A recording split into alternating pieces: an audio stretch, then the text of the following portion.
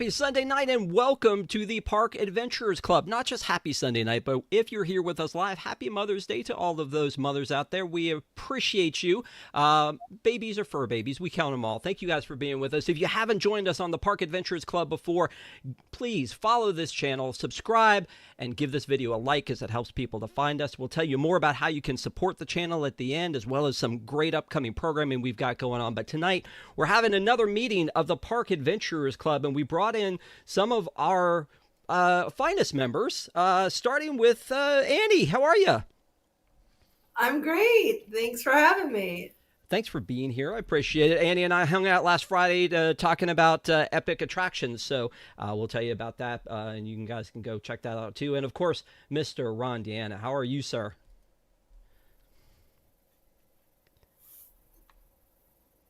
Are you there? I'm muted again. How you doing, Ryan? We almost made it. It's fine. That's okay. That's how you know it's live, and that's how you know we're going to have fun. Thank you guys for being here. And again, since you guys are new to the Park Adventurers Club, I guess I need to remind you and anybody else that, you know, basically we're going to run this like a meeting. It has rules of order. Whose rules of order? Well, it's Rob's rules of order. I've edited the original guide so that that we can do that. Now, here's the fun part: is that I had this hammer to run the meetings, but no. Now I have a gavel. Look at that, baby. Look at that. Woof. So we're gonna call this meeting to order.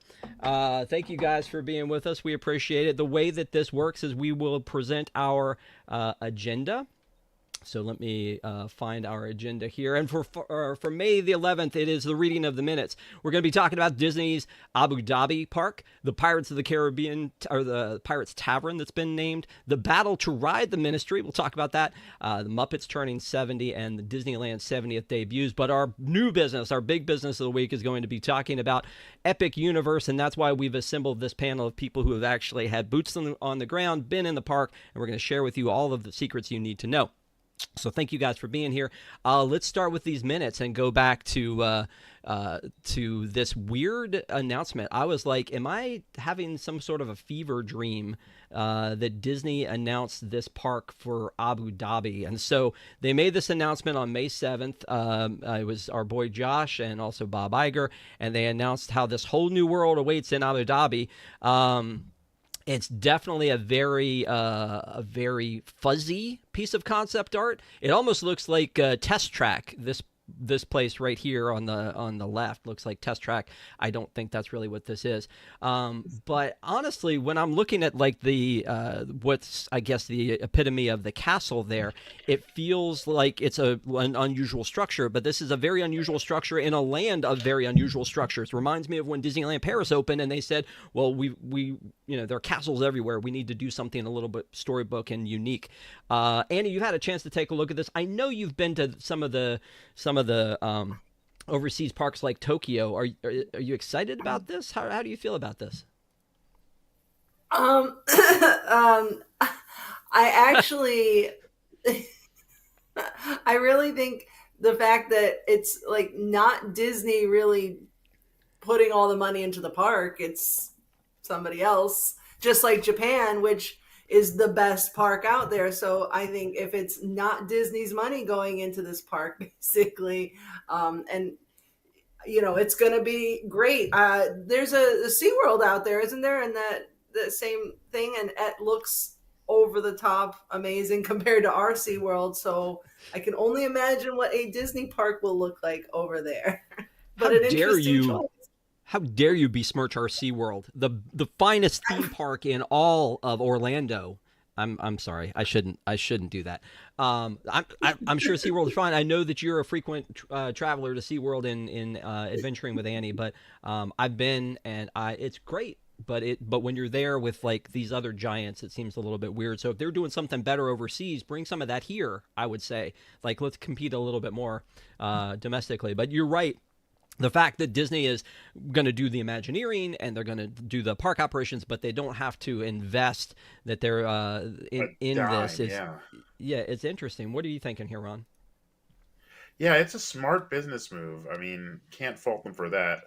I don't know how I feel about the location. Like, it's always there's been rumors about here or Dubai for years because Universal has like a licensed park or a DreamWorks park out there, right? Like there's somebody else licensed. There's a whole bunch of licensed parks, and that's really what this is going to be. So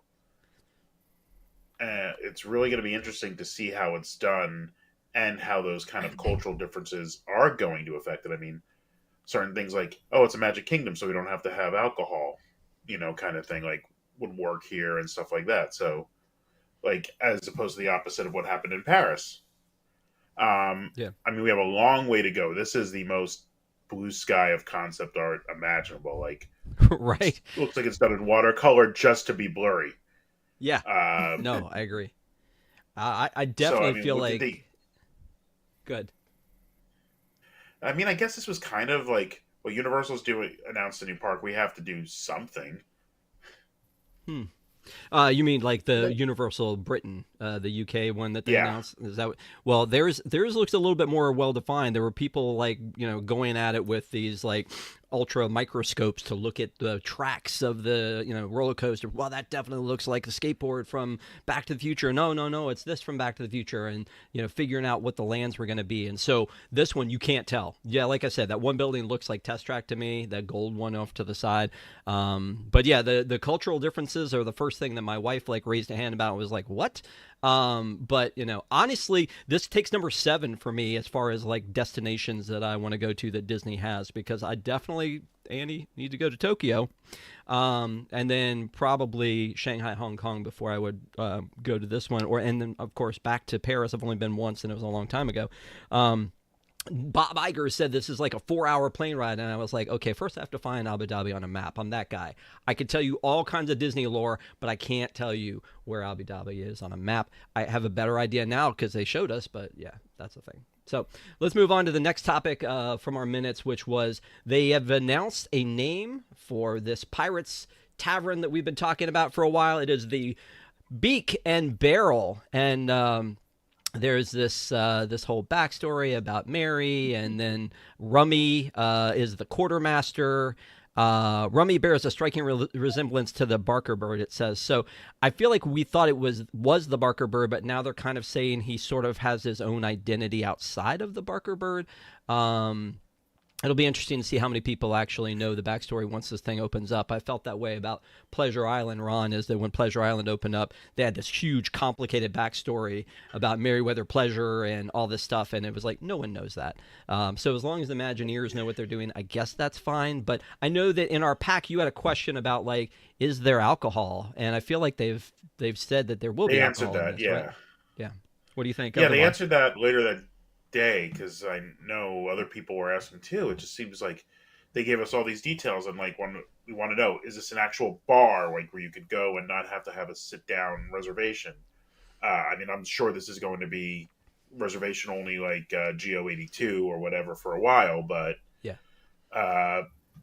yeah. I mean, I don't know how I never felt that bad about like when alcohol came to the restaurants, but I don't know if it needs a bar in the Magic Kingdom. That's seems a little weird. But it's a space that's been dead.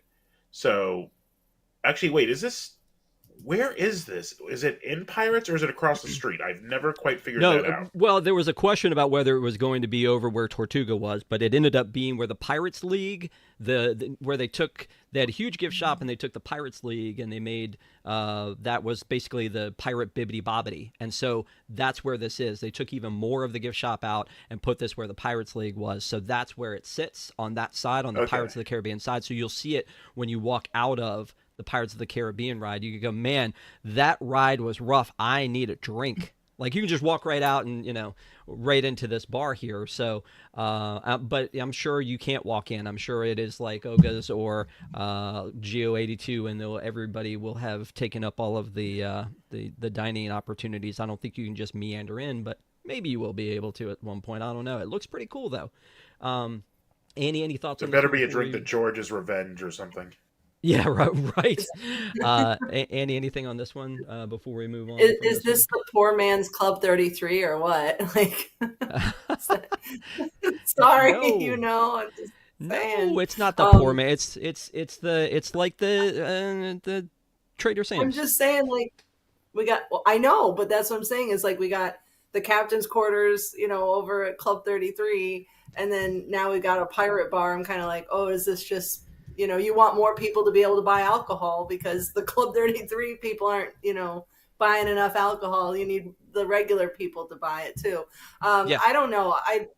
And also I didn't like the story when I read the story here. It felt very like AI made this. I don't know. It just felt really, I didn't like the story with it, but I'm sure I will love the bar because I love Trader Sam's. Like, I love Trader Sam's.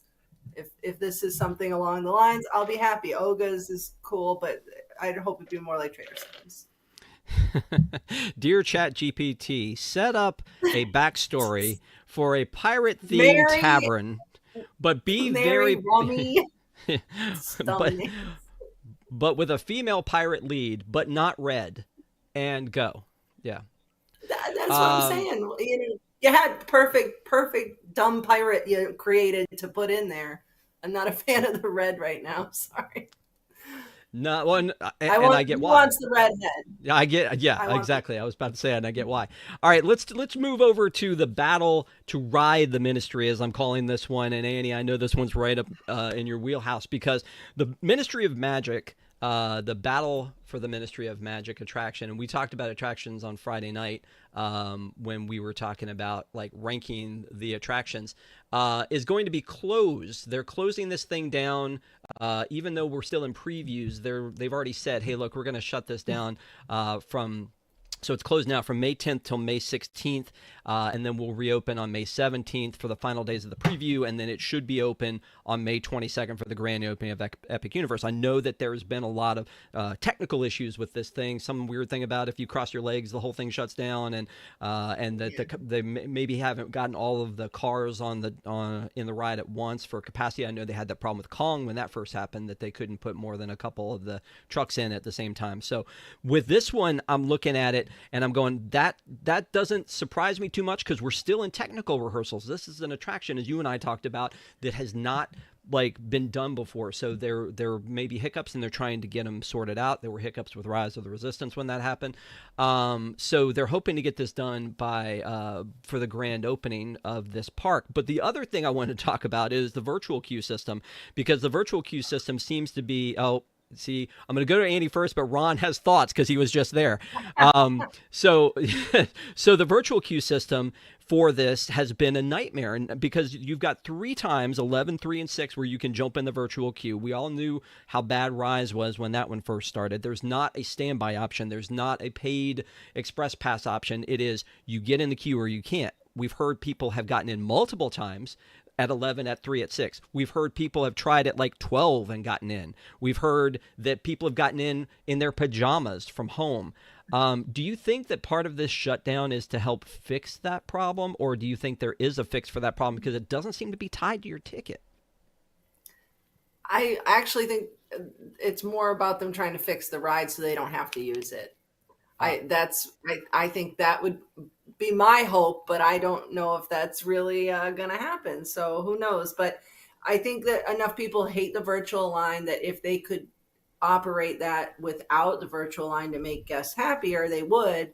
It's just not, it's such a bad system right now that keeps having issues that I wonder if this period of time where it's closed, they've kind of, documented all the issues and what caused them and cleared faults and things like that during the testing with people. Now they're going to just take it down, do what they got to do. And when it comes back up, hopefully it will run a little smoother and then they can just get rid of the virtual line. That's my hope, but I don't know if that's going to happen. No, I would love that. I would stand in line for this. Again, I haven't ridden this one, but I would stand in line for this for 2 hours if it meant, first of all, the queue is amazing. I wouldn't mind standing in that queue. Secondly, I would stand in line for this because I've heard how amazing this one is. And a third is because I hadn't ridden it. But I would stand in line if a standby was available. I feel like that basically what they're saying is the majority of people who come into the park right now are not going to be able to experience this attraction because of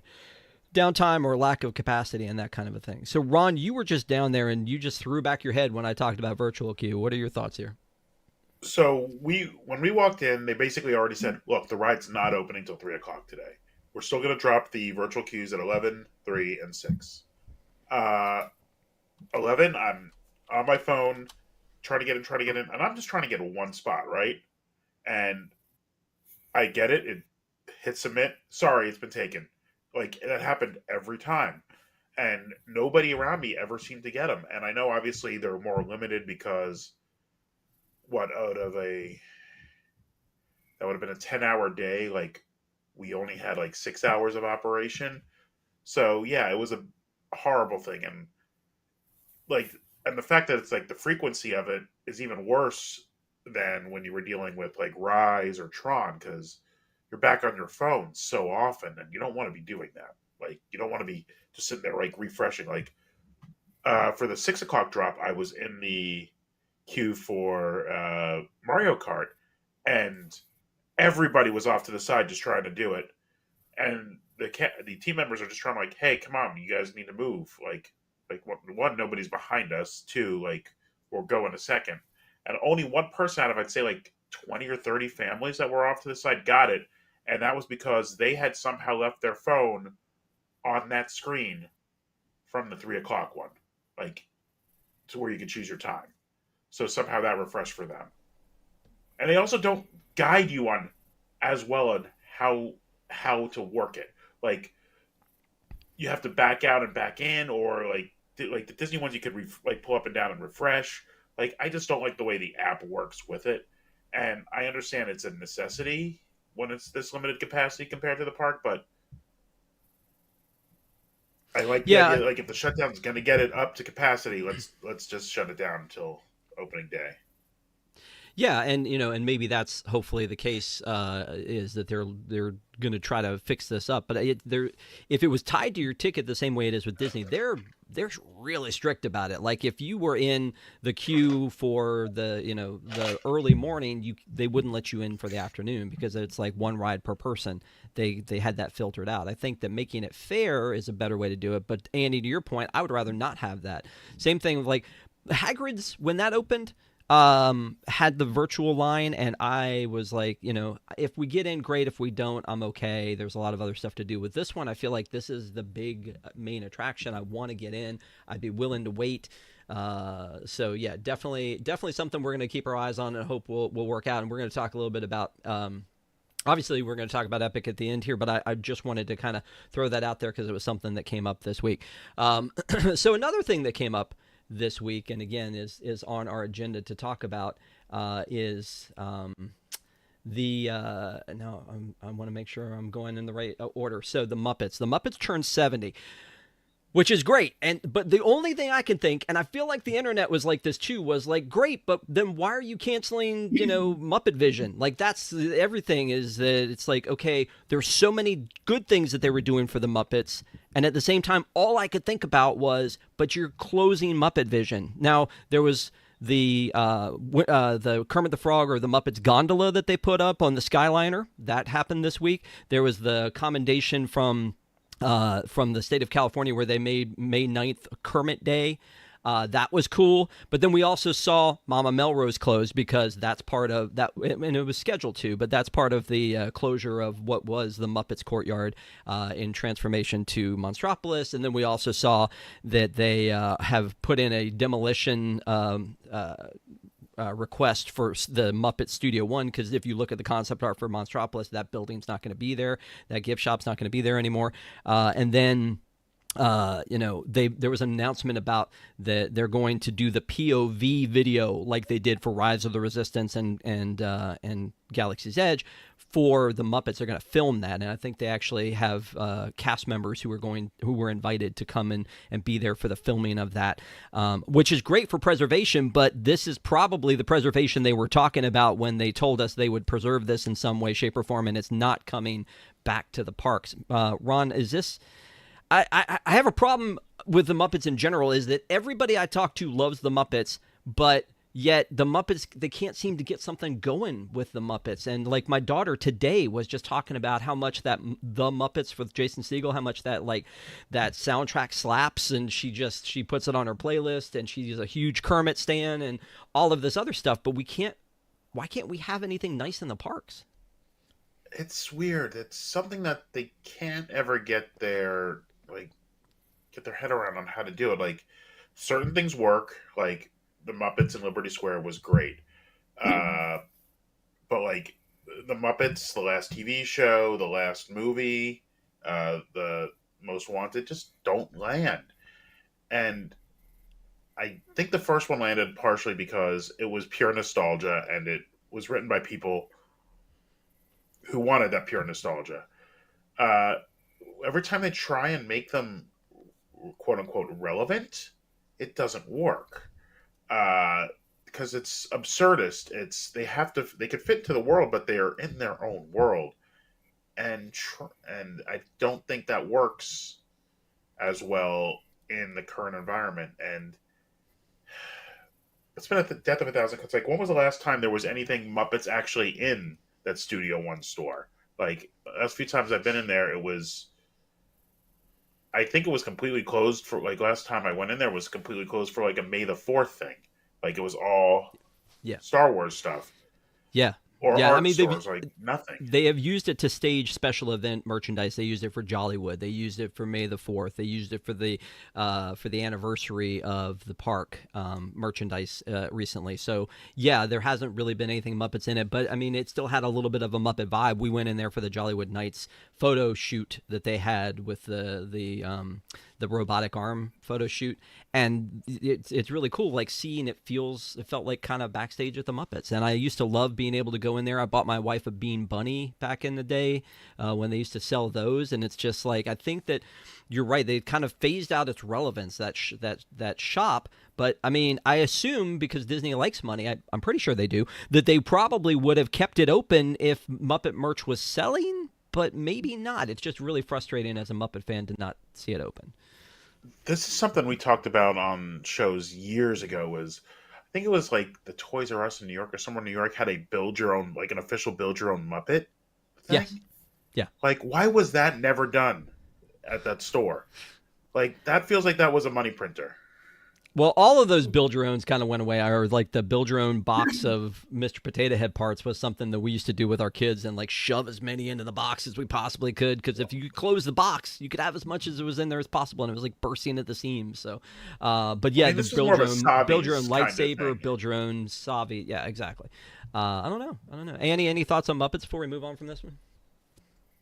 I think that we should preserve Muppet Vision, and we should go on the road with the movie, and we'll have people blowing bubbles, and people will have little, like, the little noise blower things, and we'll just do like a live action recreation of Muppet Vision. It'll be great. People will come to see us.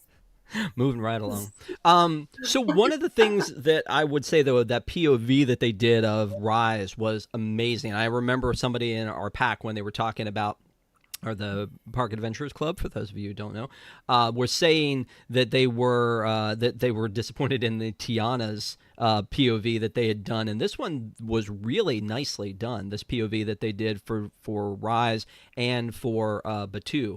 And now the thing about Galaxy's Edge, it's a walkthrough, and you see all of the characters. That's never going to happen. That is never going to happen, that you walk through that land and you run into all of the characters. Well, Vi wasn't in it, but I think everybody else was. You saw Rey and Chewie, and you saw all of the characters in there. I don't think Vi was in it. I could be wrong. But anyway, it was really neat. So I'm looking forward to that existing on Disney Plus, but it shouldn't be the only place that exists. I know for Back to the Future, to talk about that, the Back to the Future ride from Universal that we all loved, that video exists on the Blu-ray, and you can watch what that video was on the Blu-ray, which is cool, but I'd still rather have the ride, exist somewhere. So that's a thing. Anyway, let's move on to our last piece of minutes. Is that Disneyland 70th is actually happening this Friday. The celebration begins at the happiest place on earth.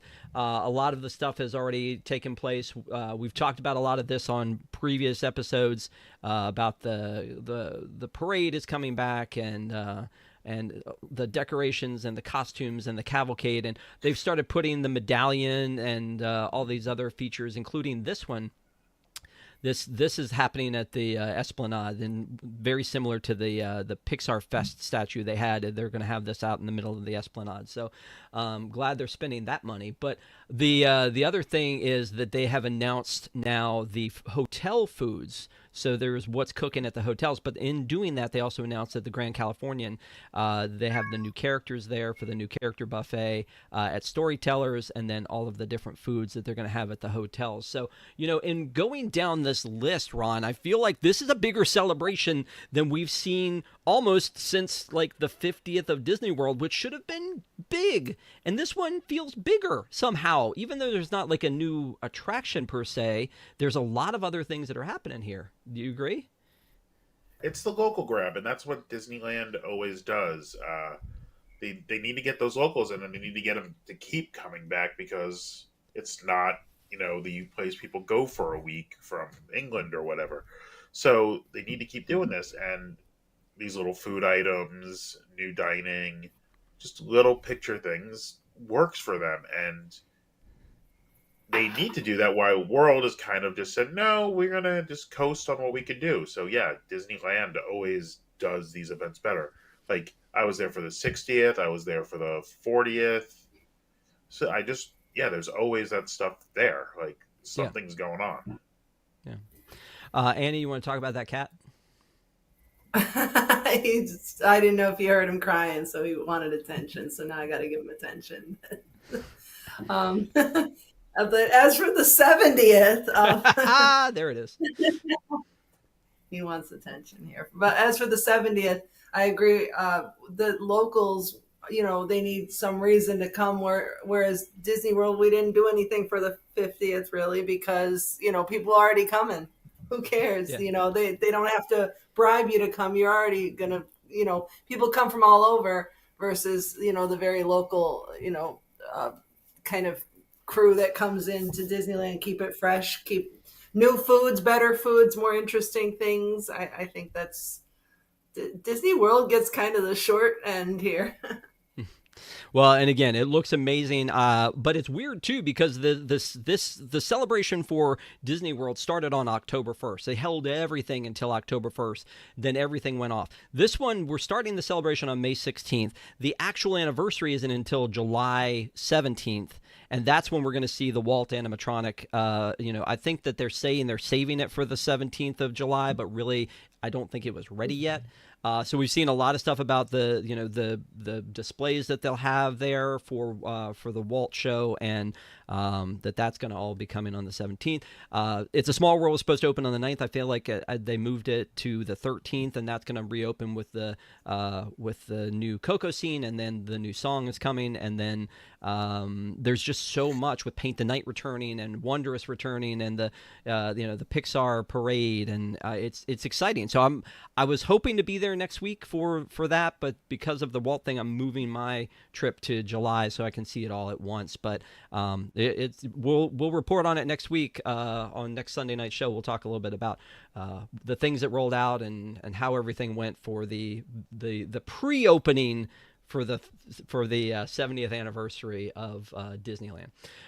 So that'll close new business for us, or the minutes for us, and now we'll move on to new business. And the question, or not the question, but the topic for tonight is what to know before you go to Epic Universe. And, I think that we've tried to be a little bit more cautious about spoilers and things, and all three of us have been, again, like I said, boots on the ground, some of us more than others, but we have had a great time in this park. I was rewatching How to Train Your Dragon. Actually, I was watching the third installment tonight, and I just looked over at my wife, said, I want to go back to Burke. So I'm going back next month, but it's been a great, it's been a lot of fun watching the evolution of this park from beginning to end. And so I thought we would get the club together tonight and we would talk about the things, because the opening is coming up on May 22nd. And a lot of people didn't realize how many previews were going to be there and how many opportunities they would have beforehand. So I think a lot of people had planned their trips for the 22nd and beyond. So I want to talk a little bit about each and everything. And I think we can make this possibly, gang, one of the most comprehensive walkthroughs of anything that has been done yet for Epic. Hopefully you guys are up for that, right? Yep. Yeah. Of course. All right, so let me start with this, and this may be a weird place to start, is where Epic Universe sits. Because I think if you're a layman and you don't really follow this, you don't understand that, like, Epic Universe was a piece of land that they bought that was south of the main campus, or what they call North Campus, of, where the original hotels are, and Islands of Adventure and the Universal Studios Park. So Epic is really kind of an island unto itself, no pun intended about Islands of Adventure, but Epic is kind of, it's to the south, on a huge tract of land. Annie, I think you could throw a rock at it pretty much from your apartment. Yeah, I can see it right now. Yeah. So, that's where this piece of land sits. And then they built 3 hotels so far. And now this is a list of all of the all of the Universal hotels that's here. And this is a combination. And again, we're talking about something here where we want to give you all of the details we possibly can about this. So I wanted to start with the hotels. Now, you don't have to stay at a Universal hotel, and I don't think, unfortunately, there are any benefits other than the early entry. And Annie can correct me if I'm wrong. Oh, that's not a thing they're doing, right? They said they would do that, and they backtracked. No, there's early entry except opening day. There's obviously the buses, which have their own lane, so it is easier to get there that way. I've done the buses to there. I've stayed at Stella and had the buses back to the main campus. Those have been real easy. I think they were quicker than I would ever have been able to drive that, I think. But once again, some of those roads are still closed, so we'll see how that goes once everything's open.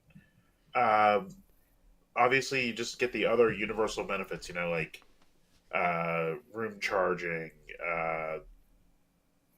Do they? I can't even remember if they do package delivery anymore.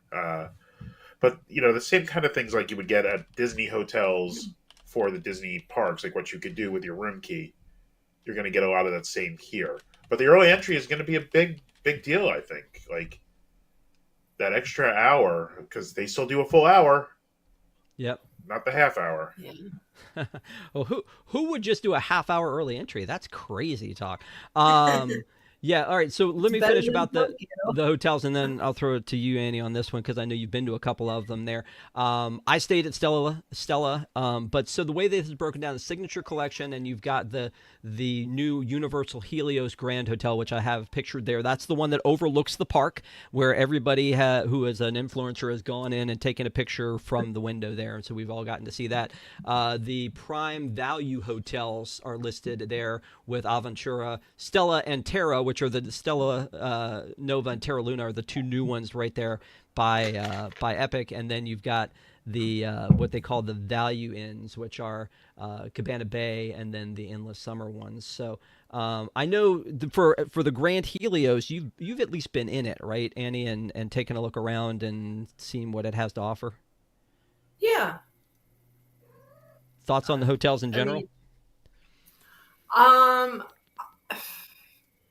I really like the location, honestly, because that's really the reason, if you're going to Epic, to stay there, because you can walk really easily from Terra and Stella, but the buses are just as quick. But sometimes you don't want to wait for a bus.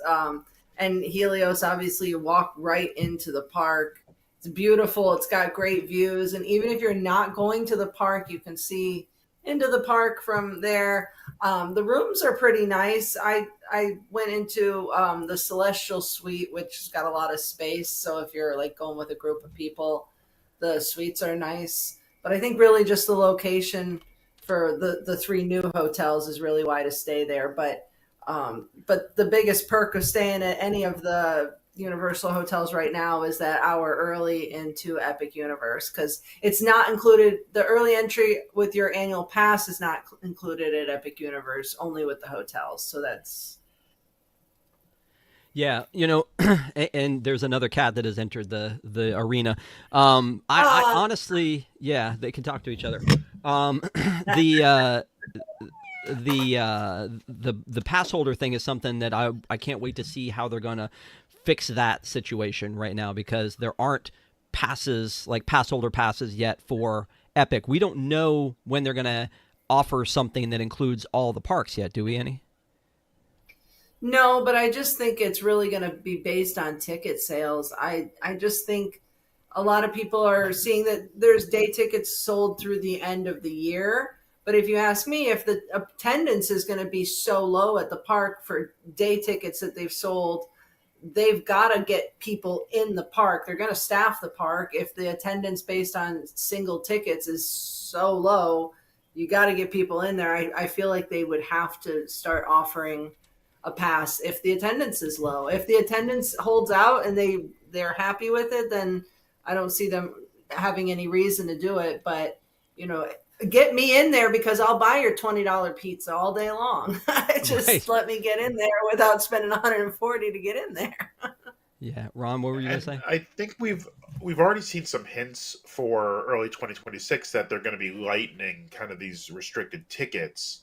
That I believe, like, if you pay attention to the like UK tickets where they could get those 2 week tickets, they don't have that 1 day as part of the package limit anymore. And I believe the ones that start in 2026. So I believe sometime between now and then we're going to get the announcement that it'll be either like we already have the 2 parks and the 3 parks, so I wonder if we're going to have a 2, a 3, a 4 like park I would ticket, assume so. and Yeah. how much that jump is going to be is probably more dependent on the attendance than when it happens. I think it's going to happen.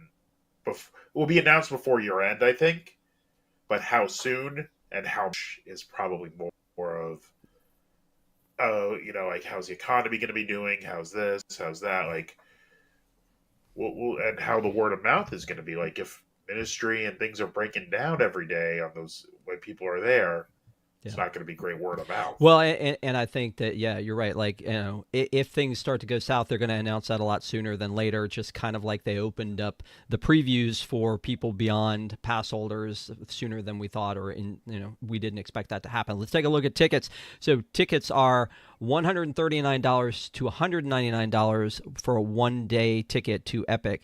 If you go all the way down that list, you can see that there are in May 3 days left for sale, none in June. And then it picks up again in July. And that $199 I'm talking about is really for Christmas. Like, that's further down the road that there are the $199 for a day for the tickets. But again, the fact that they are sold out for the month of June, I think is it's got to be a fairly good sign for them. But I'm sure that they would hope that there would be more sellout than that. The problem I had with the ticket system was when they first announced the tickets, they were like, "Hey, we're going to sell tickets, but you have to buy 2 days at the other parks. We don't care if you go to Islands or Studios. That's fine. Do whatever you want to do, and then you get 1 day at Epic." But you can't have more than 1 day at Epic for that. And then they were like, no, we're going to sell individual days, but just to pass holders. And then they opened it up to everybody to sell those tickets. But before I let you guys talk tickets, the same thing happened with apparently I didn't put it in here, but Express Pass. Express Pass is actually sold out for the majority of June and all of May, and I think into July a little bit for Express Pass, which will run $139 to $330. So you're actually likely to pay more for your Express Pass than you would for just a day ticket. So Ron, do you have thoughts on tickets or Express?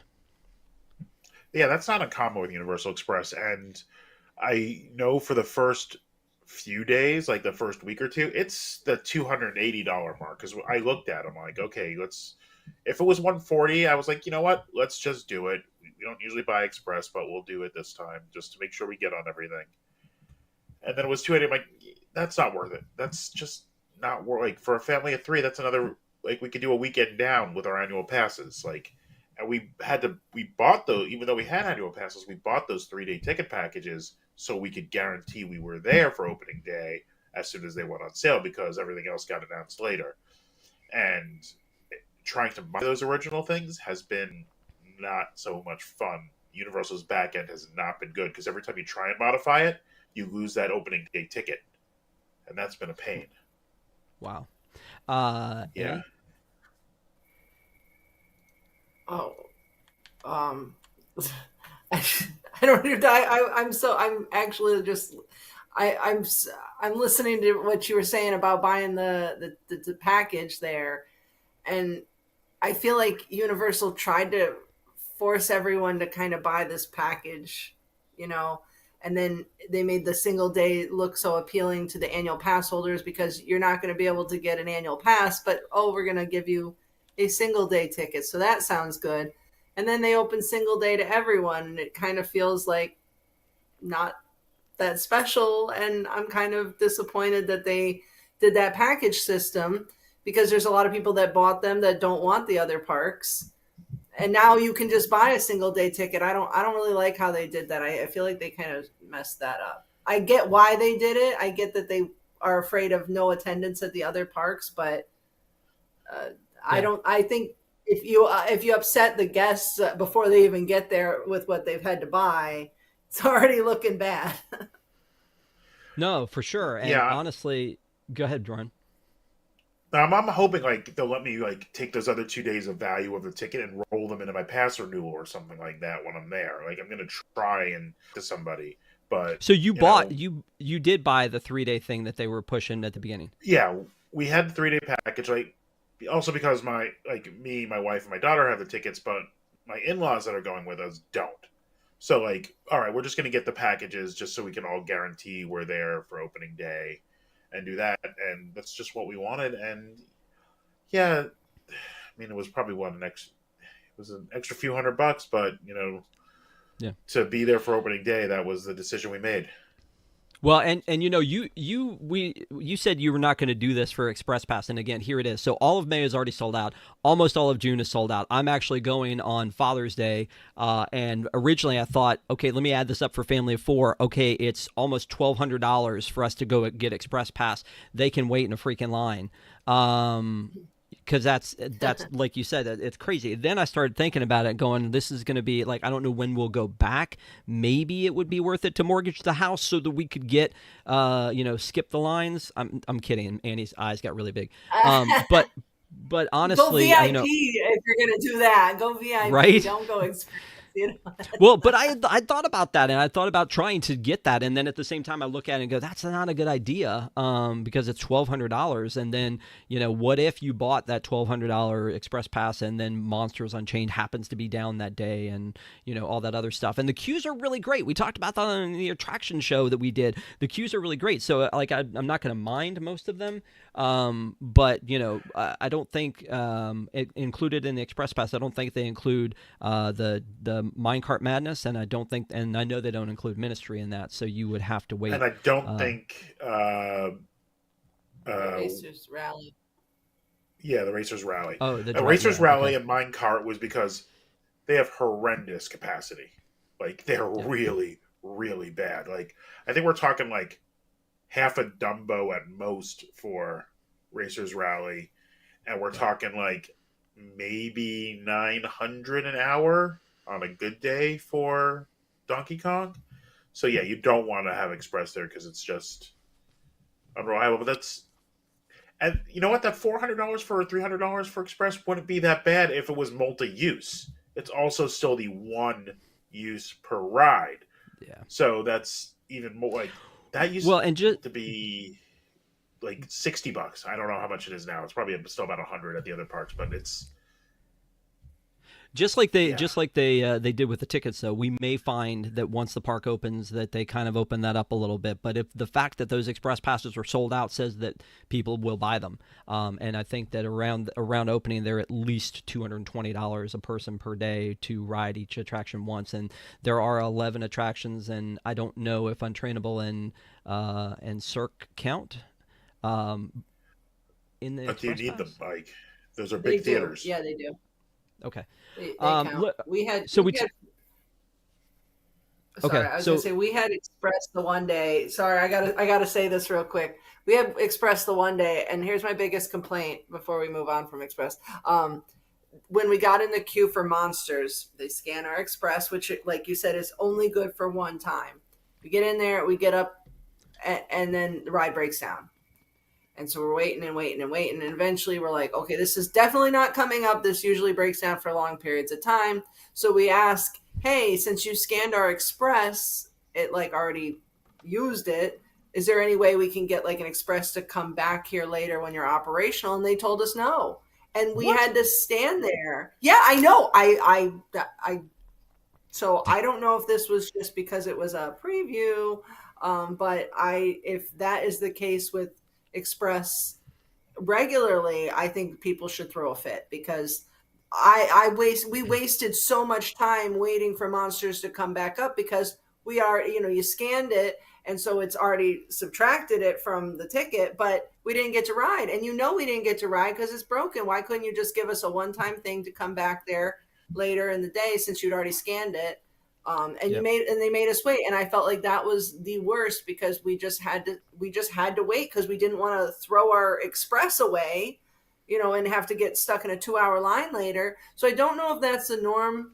That's not usually, at least the other parts with Epic. I was kind of shocked, because I thought that was, so if you're paying all that money for Express and then you get in a line and they scan it and the ride breaks down, you're stuck. So I just, be warned, buyer beware.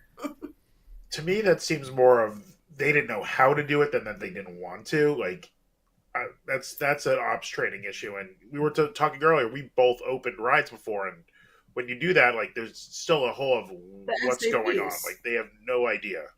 Yeah. All right, so let's move on. They just didn't want to. I'm saying they just didn't want to. No, I've seen that happen before too. As somebody just doesn't want to, and it's not that they can't; it's just that they don't want to. And we would expect more or hope for more. So we talked about hotels, we talked about the location, we talked about tickets, and we talked about Express Pass. One thing I want to drop in here before we go further is I think you need to study up. Honestly, for this land, for Burke, I would watch How to Train Your Dragon 1 through 3 if you haven't already. And then the same thing with Fantastic Beasts. I would at least watch through the second one. It'll mean more, I think, if you watch those, especially with Burke, because Burke is amazing. I don't think you need to study. People know who Mario is. They get that. And you know who Frankenstein is. You get that.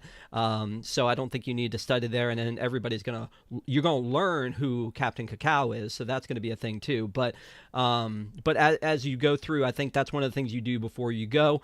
Once you get in, and again, we talked about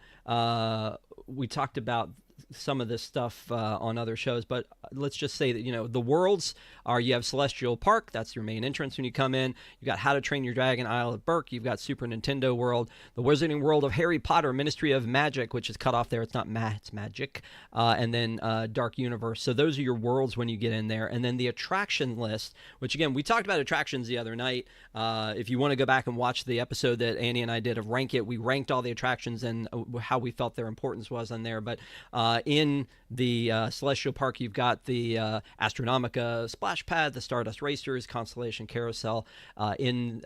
You've got Ministry of Magic. You've got the Harry Potter and the Battle of Ministry, which we already know of. You got Dragon Racers Rally, Fire Drill, Hiccups Wing Gliders, and the Vikings Training Camp, all in Burke. And then you've got Mario Kart Bowser's Challenge, the Minecart Madness, the Yoshi's Adventure, and then in Dark Universe you've got Curse of the Werewolf and Monsters Unchained, the Frankenstein Experiment.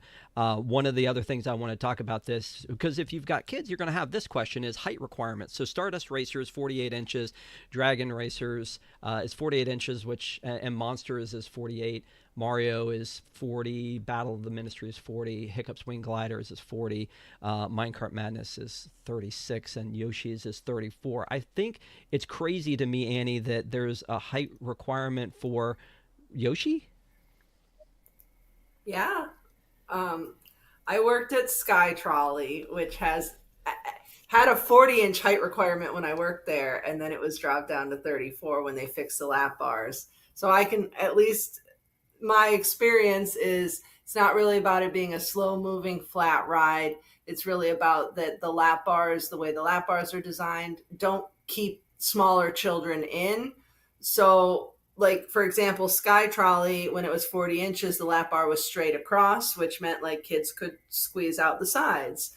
So when they made the lap bar curved, which is now, it was lowered to 34 or 36, whatever it is now. And so basically that the sides being a little tighter makes it harder to get, they can't get out as easily. So that's why the height requirement is lower. So I see why Yoshi has a height requirement, is that they don't want people to be able to get out. Everything at Universal pretty much pins you in. There's very few, I don't think there's anything that you're free floating. Like everything at Disney is like, hey, you're fine, don't worry, people mover, just don't get out. But Universal's like, you are not getting out, we're not giving you the option. Yep. No, I agree. And in general, I think that the attractions, everybody has seen it. If you know and you're going, you kind of know. And like I said, we kind of ranked what we thought were the most important things for you to do. I didn't include the shows in this. We'll talk about those in a second. Ron, any comments on the height or the attraction list before we move on to the next thing? No, I mean everything was solid. The height, like, yeah, but it always surprised me, like when ET has that height requirement, like, just why? But I understand it, and they're definitely way into making your secure. Like, did you notice that like they have like a little RFID tag or something that they come by and scan every seat when they're doing the like checks for the lap bars? Like they have to like tap something on every seat. I noticed that when I was there a couple weeks ago. That's something I've never seen before. I don't know that I did notice that. Yeah, I saw that. I did see that too. I saw a lot of the RFIDs. One of the things that I think Lady Sienna said in chat was that also I missed fire drill. It says fire drill height requirement, no minimum height. So she was asking about that. Fire drill says no minimum height. Have you heard anything to the contrary? This is off of the Universal site, by the way. No, that might not surprise me. That is one that there is no lap bar, and you can stand or sit on that one. I have a feeling that might have no height requirement. That may be one that, as long as the kid can sit up on their own, they can, go on because they can sit or stand on the ride. So that's one. I only did that one once. That's why I think that one didn't stick out in my head. But that one is that's an interesting ride. All right. So in addition to these attractions, there are paid extras because it's a theme park. Why not? So one of the things you can buy is the power up bands, and I'm sure Annie has like 9 of them, or do you just have the one? No, I just have one. Okay. So mine are already packed for the trip. Right, exactly. So the way that I broke this down was that as paid extras, you can do the Darkmoor Monster Makeup Experience. That is a paid thing. It is very, again, sort of bibbity-bobbity Pirates League, but you go and you get made up like a monster. One interesting thing I heard about that was that if you go and get made up as if you want to drink, you need to do it before you get made up as a monster because they will not serve you after you're made up as a monster because they can't confirm you with your ID, which I was like, that makes sense. So beware of that. Interactive wands, which are that's in Harry Potter, and then the power bands. And I have it listed separately as Bowser Jr.'s Shadow Showdown, which that one is part of Super Nintendo World. You can wear this, go around and punch all of the blocks in the land, and there's little logos and things that happen on the walls, and it's very interactive if you have a band, which again, money, but that's okay.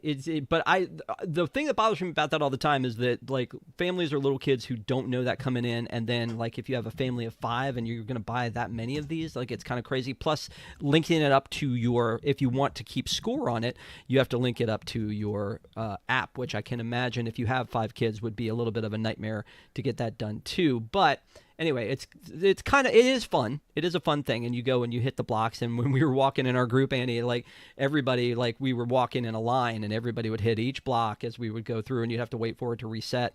The Bowser Jr. Shadow Showdown, you go through a series of challenges to get 3 keys, which then allow you to go into a room. It's the same thing they have in Hollywood. But Annie, talk to us about the wands. Now, the wands, the interactive wands, if you have one of the old-fashioned interactive wands, you can still use. You can still do the things in the ministry area, correct?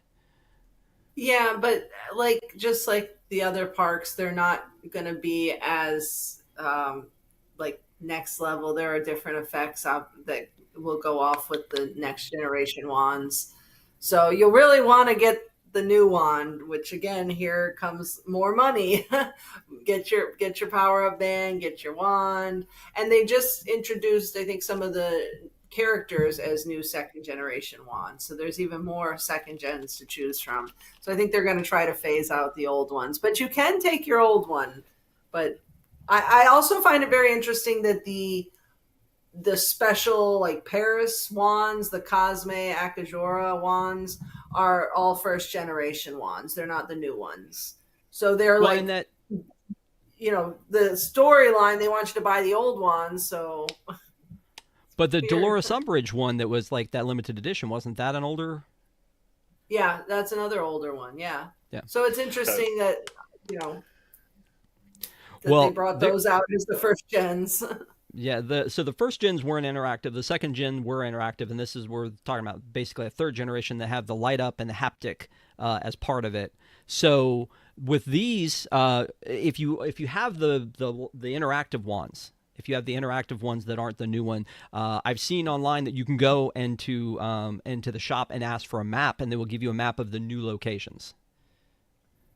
Oh. So I believe that you used to be able to always ask for a map at any of the wand shops and they'd give you one. Because before I knew they were going to change all the wands, I went and asked for one of the old ones. Well, and another little fun thing for the power bands is that and this was a hack that Annie gave us, is that we bought these for Hollywood. So they still work. The ones that you would use in Universal Hollywood work also in Orlando, but it didn't have this little holder on it that you would slide on to keep your band on. And Annie was like, oh, if you go in the gift shop and ask for one, they'll give you one. And they did. And so we were able to add that on there. So again, a little hack that you can go into the gift shops there and ask for that little thing to be on your band. But if you're buying one brand new, it'll already be included there, right? All right, so let's move on. Ron, anything else you want to say before we move on? No, it's just one thing about it is I'm kind of surprised. Like, even that they just opened the new Nintendo shop in City Walk, I don't think they're selling the bands there yet. Like, I don't think you can get them until you're in the park, which kind of annoys me because like I want to be able to set that stuff up before I get in there and not like waste time in the park. I heard they're available at Helios and Terra Luna and Stella Nova right now, but I don't know why they don't have them in City Walk yet. Yeah, I watched somebody's tour video and they didn't have them at Dockside when I was there like a week and a half ago, so 2 weeks ago. I think I told this story before, but it freaked me out when we bought these in Hollywood. They did sell them at City Walk in Hollywood, and I stopped and got them for my entire family. And then when we got in, it said Super Nintendo World is locked out today because if you weren't in now, you don't get in. And I was like, wait a minute, I just bought all these bands, and now we can't go into Super Nintendo World. Now, before the day was over, they opened it up again, and we were able to go in. But they had locked it out, and I was just like, are you kidding me? Like that. So sometimes being prepared can backfire on you. That's all I'm throwing out there. But let's move on to entertainment. So for entertainment, and I have a weird listing here for entertainment. I've thrown some things in here, but... So Le Cirque Arcanu and The Untrainable Dragon are the two big shows. Obviously, one in Harry Potter, and that one follows the Fantastic Beasts storyline. So again, I feel like if you've seen the second movie, you're going to be more engaged in that one a little bit, but I don't think you have to see it. And then The Untrainable Dragon is kind of the story of, it's a story from Burke. So that's a neat show. It's a neat theater. And again, Annie and I talked about that the other night. We threw it into attractions the other night, but I'm throwing it in with entertainment here. And then the meet and greets with Donkey Kong, the one we've seen go viral with Toad. You can meet the monsters, and then Princess Peach, Mario, and Luigi. And then the Toothless and Hiccup meet and greet is so good. And then I included the Cosmos Fountain Show that happens, and then the roaming characters, because the roaming characters are like just an experience unto themselves. We were in the Burning Blade, and this woman came up and talked to us a little bit and was like, where are you from? Like with this Romanian accent, like that I clearly can't do. And so I'm talking to her, and like we're like, oh, we're from North Carolina. And she's like, what is North Carolina? Do you have monsters in North Carolina? I was like, yeah, we have Bill Belichick. Bill Belichick. Went down this whole road with her. And Bill, what is from that day? What is Bill Belichick? It was so funny.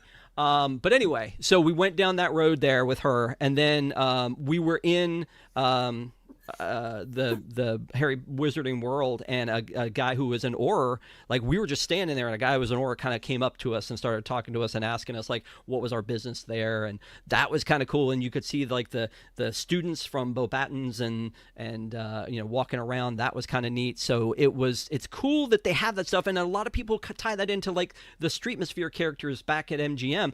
That feels a little bit different to me because those were like they'd set up a little show or they'd do something and they'd go. This is like they're making it super immersive with Igor in Darkmoor, or the violin player that's in Darkmoor, or any of these roaming, and including in roaming, the stuff in Burke is great if you go and talk to Gobbler when he's up at his blacksmith shop, or you go and you see the twins walking around, and we've seen a viral video of them recreating Fire Drill for guests that didn't get to go on it. And then you had the other thing that happened with the little robots from the night lights that are there, which I haven't gotten to see yet, but I can't wait to see that. So Ron, when you were there, did you see all of this stuff? Did you see any of this stuff? I couldn't. I don't know. It was too much to take in for me, but I do think that the roaming characters, like to me, are the bigger hit here. So roaming, I watched Igor for a bit, and you have to stop and just follow Igor if you find him. Oh my God, he was fantastic. Just like there was some woman like just sitting on her phone, sitting down, and he just sits down and he starts like picking, like he puts his boot up and he starts like pulling stuff out of it, and he falls over backwards and starts she had no idea what was going on, and everybody was just watching it. It was a great show there. I ran into Astrid and Stormfly, I think her dragon's name is. Correct. I saw them. I saw the students walking around. I saw the jazz band. I did not see any of the monsters. I saw the musicians burning wine at the door, so I didn't get in there when I went by. Didn't go into deal with the familiars at the steakhouse. And I saw the other, like, the meet and greet characters in Mario are more set Disney style meet and greets, and I saw them and took photos from afar. I wasn't waiting in line myself. They're everywhere right now. There was great entertainment in Celestial Park, like right where the two bars, like the main bars are. Like there's Celestiki and Plastered Owl. Like there's a band shell right there, so just grab your drink and walk over there. And they were playing like Katy Perry or something, or Firework when I was walking by. And then later in the evening, it was like a Latin music. Yeah. Let me address something in the chat before I ask you this, Annie. Ronald just said in the chat, are the queues mostly covered? I was just thinking of the Florida in the summertime with the rainstorms. And Annie was talking about this the other night. So I'm going to let you talk about this, Annie, and then talk about the entertainment stuff from your point of view. But she was saying how, like, if she ranked it lower if you had to stand out in a queue that was outside. Yeah, I hate that. There's so many queues that are. My big thing is, okay, we got bathrooms in the queue. We got water bottle fillers in the queue. But where's the air conditioning? Where's the roof? I mean, come on. It's Florida and it's hot and we're baking out here. Every ride, I'm like, oh my God, I'm baking. And the only queue that's covered, like Yoshi, the ride you're baking out in the sun. At least there's not enough shade. There's not enough shade. The queues are not covered very well. I could use a little more air conditioning. I have a lot to say about this, but no, sorry. We'll table that for now, and you tell me what you think of entertainment. Oh, you know what doesn't break down all day long? Entertainment. So, you know what? That is the value in the park, because when you go to the park and my mom, we went and almost everything was broke down. And she was kind of like, that was kind of like a ripoff on paying for that much money and everything being broke down. But I look at it from, there was all the entertainment and things. So, the characters and all that stuff, there was so much stuff to still fill the day with, that even if you take away from rides, because there are people that don't do rides, and if all the rides are broke down, there's a lot of entertainment. So I'm there for it.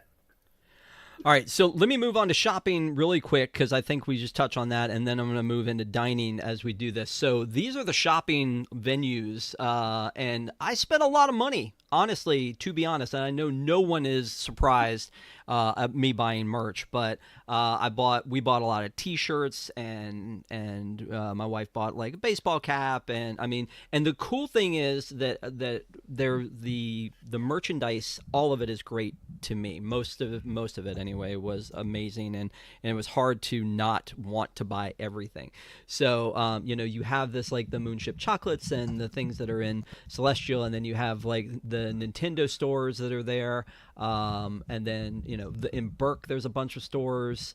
And just again, some of them, which I love this versus Disney, is that a lot of them it's unique, the stuff that's there. Now there is a main shop as you leave, but I think in general, bless you, I think in general it was one of those things where I felt like if I didn't get it here, I may not see it in the next store or the next store or the next store. But the good part about that was that there's stuff everywhere that we could buy and look at. And I know, Annie, you were kind of going nuts in the stores when we were there. You're like, oh, I need to get this, and I need to do a live with that, and I'm going to do an unboxing of this. And yeah, honestly, and again, that was day one, so I don't blame you for being crazed about it. But is there a store that you like better than others, or one that's your favorite, or any suggestion you would have to anybody who's like shopping?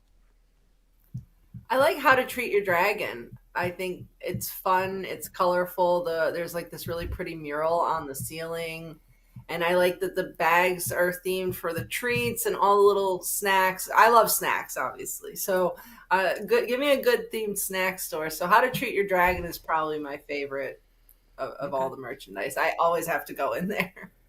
Yeah. Okay. Ron, did you buy anything when you went on your trip? Actually, not at all. Just the power up bands for me and the family. I didn't really get too much time in shopping. I had an incident where I lost my AirPods. I found out later in the day, so I spent about like an hour of what was supposed to be my time in the later part of the day when I'd written everything, going back and forth to get services. They got them. They found them.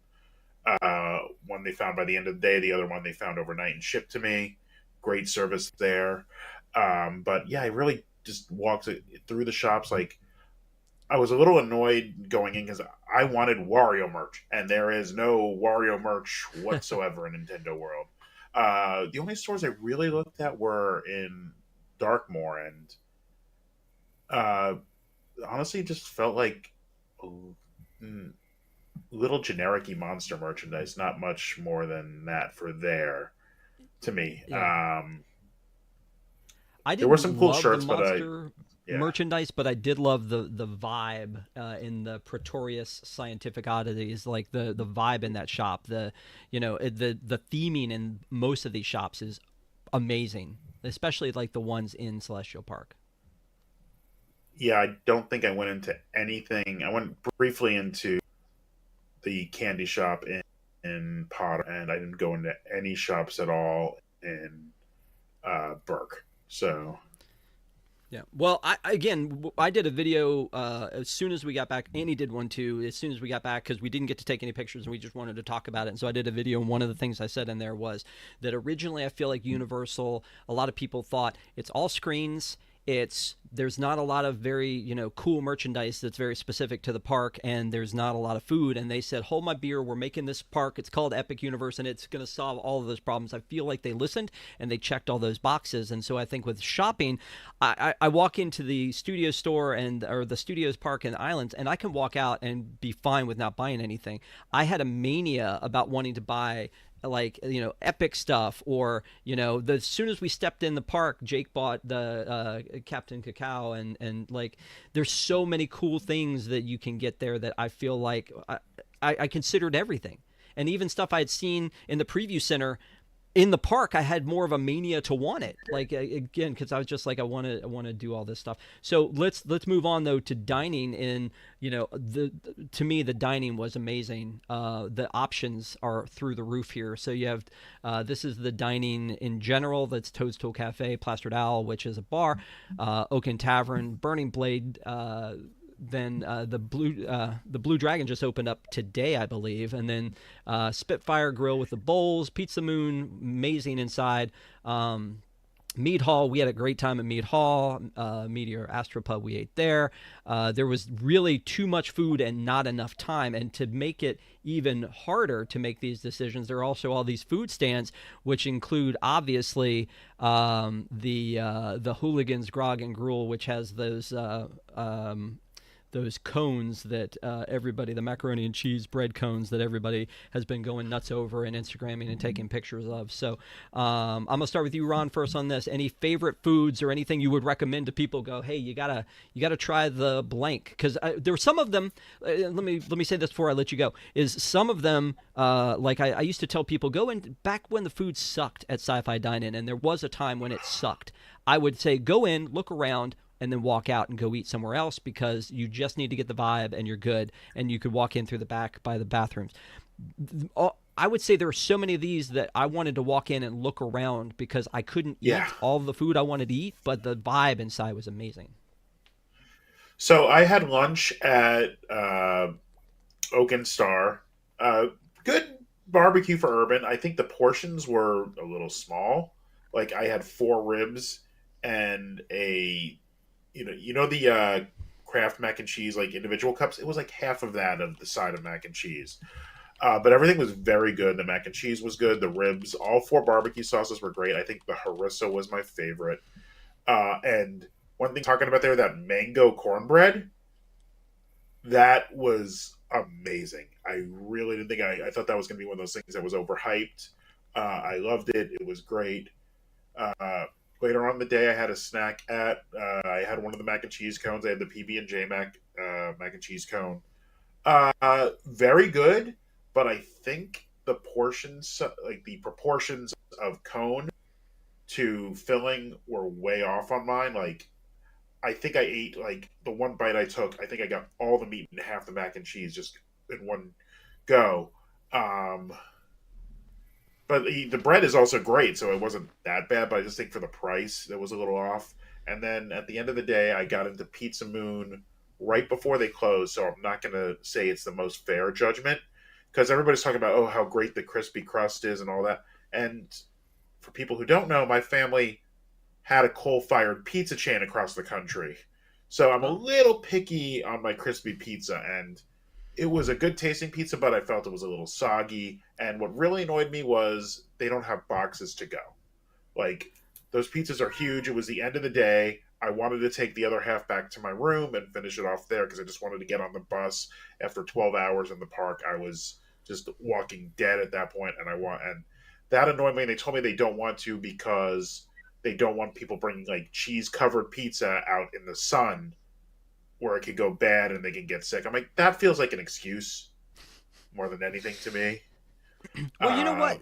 You talk about that, but also it was interesting that there weren't, and maybe, I don't know if it was previews or maybe they weren't there yet, or maybe it's part of some grand scheme, but there weren't like condiment stands with knives, forks, spoons, napkins, ketchup, those kind of things in any of the restaurants that we went into. I think all of it was like they brought it to you if you were going to have it. I don't know, Annie, have you seen any of that? And then also talk about what is you think people need to know about food.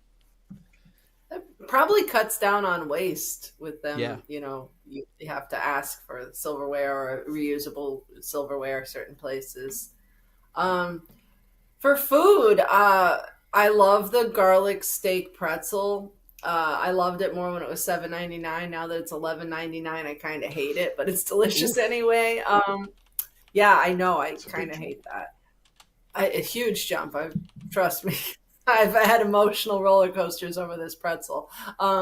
There's a lot of good stuff, but before I talk about good stuff, can I throw one random thing that like has been like lingering in my head that I haven't ever got to speak to anyone about?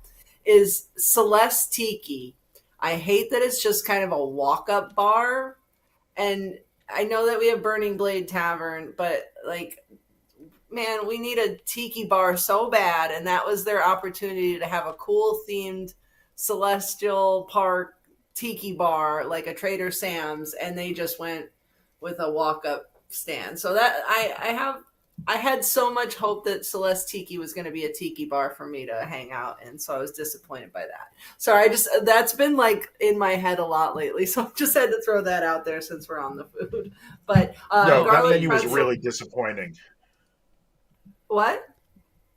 I went up to try and get a drink there. I looked at the menu. I'm like, it's like 3 drinks. Like, I walked away. I'm like, no, And I think it's all the same drinks from Volcano Bay. I'm pretty sure that's identical Volcano Bay. That's why it's Waturi Fusion or whatever Waturi Punch is, because it's Volcano Bay's menu. And like, there's a mudslide. I'm like, is a mudslide even a tiki drink? Who made this menu? I have a lot of things I don't like about the fact that Celeste Tiki has such a cool name. It's got a cool swizzle stick. I couldn't have had cool overpriced mugs. Good questions, all. This is the garlic steak, Yes. the breadstick you were talking about. The funny thing is that on the menu it said garlic steak, and I thought to myself, this is a steak with like garlic butter on it, but it is clearly STAKE, but I wasn't getting that through my head that it was a pretzel. It was still good. I mean, but when we went, we got those, and you and Jake went and got the Frankenstein pretzel, and then also the there was a sweet treat there, like a cinnamon. Yeah, the cinnamon bites. I haven't heard anyone really talk about those much. I thought they were great. I thought they were are great.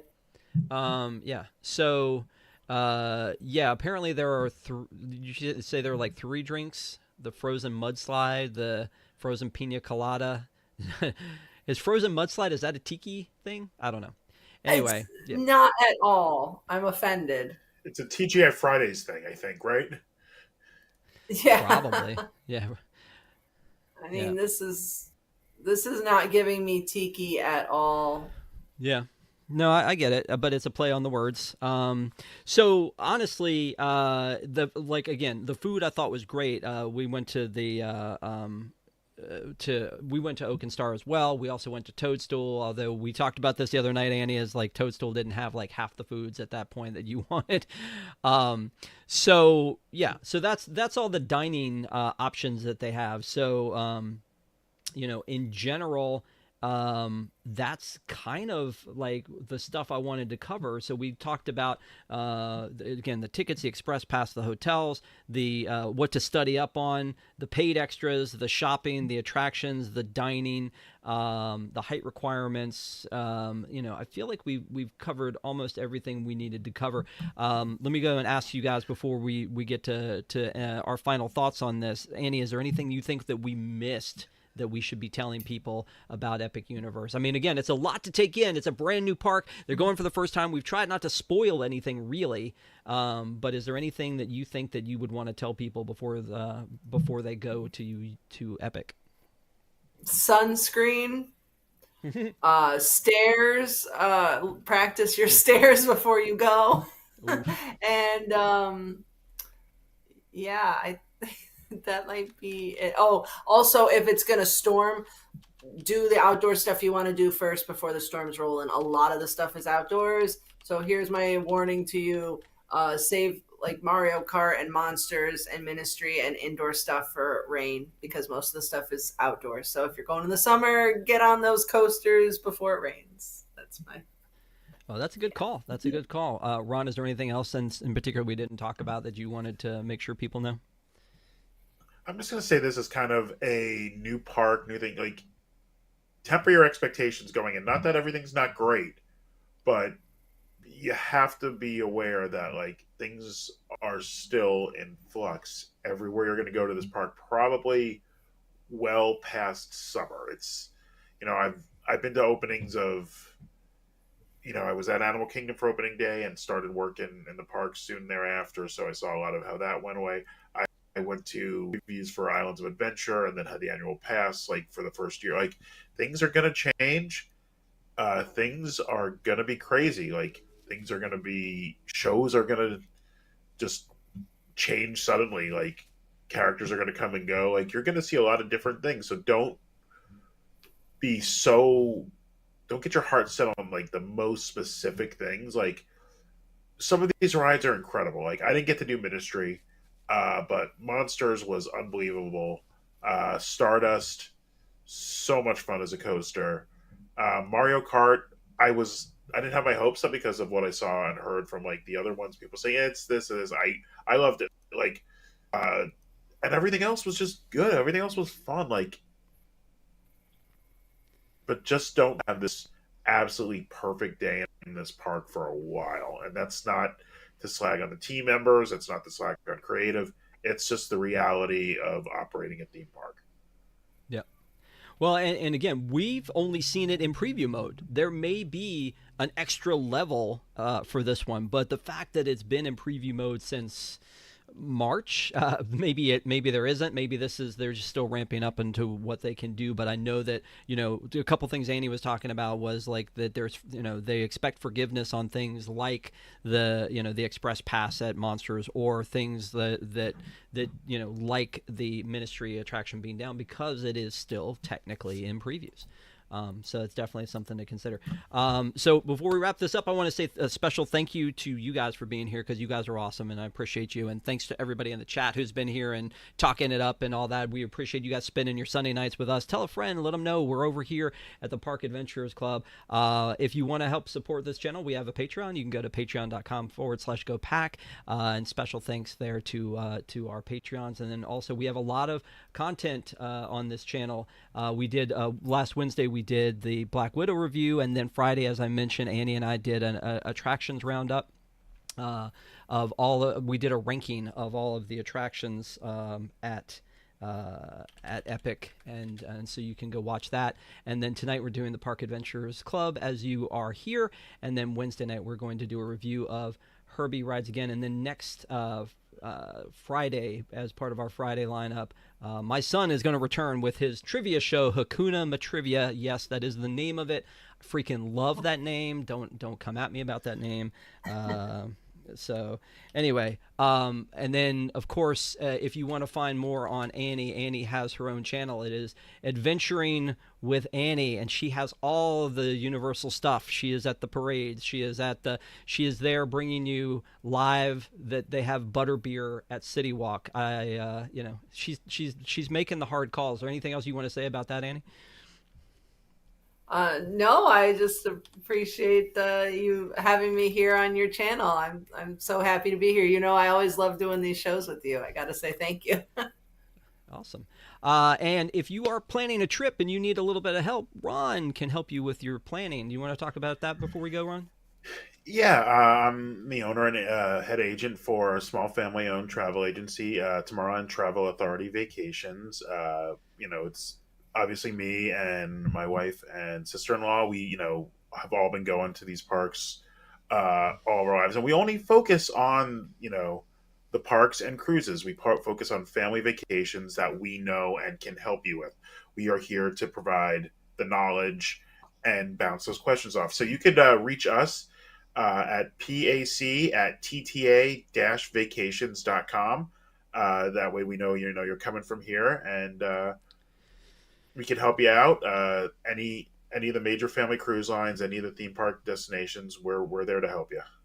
Awesome. And we'll put that and a link to Annie's channel in the comments below. But let us know what you think in the comments below about Epic, about your trip. Are you going? When are you going? Did you already go? When did this help you in your thought process? And then again, I want to hit you guys one more time and say any final thoughts, Annie. Quick, go. Be nice to team members. They can't help it. When things go wrong, because they will.